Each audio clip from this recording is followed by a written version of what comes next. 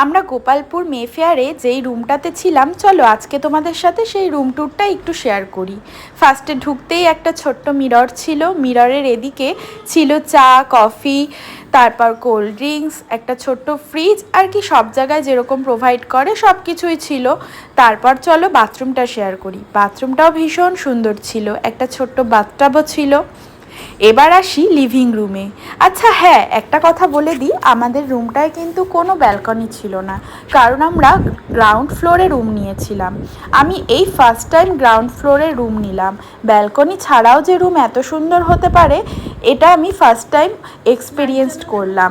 হ্যাঁ, লিভিং রুমে আসতেই পড়ে যায় একটা বড় মিরর। মিররটা এত সুন্দর যে আমি ভাবছিলাম যে এই মিররটায় সেজেগুজে বেশ নিজেকে দেখতে ভীষণ ভালো লাগবে। আর লিভিং রুমেও আমাদের ভীষণ সুন্দর করে সব কিছু সাজানো গুছানো ছিল। আমি জানো তো এর আগেও মেফেয়ারে গেছি, কিন্তু এই মেফেয়ারের হোটেল রুমটা এত সুন্দর প্রোভাইড করেছিল যে আমার মনটাই ভরে গেছিল। রুমের মধ্যেই না ভীষণ সুন্দর অ্যাস্থেটিক একটা ভাইবস আসছিল। যাই হোক, রুমটা তোমাদের কেমন লাগলো অবশ্যই জানিও। চলো আজকের মতো টাটা।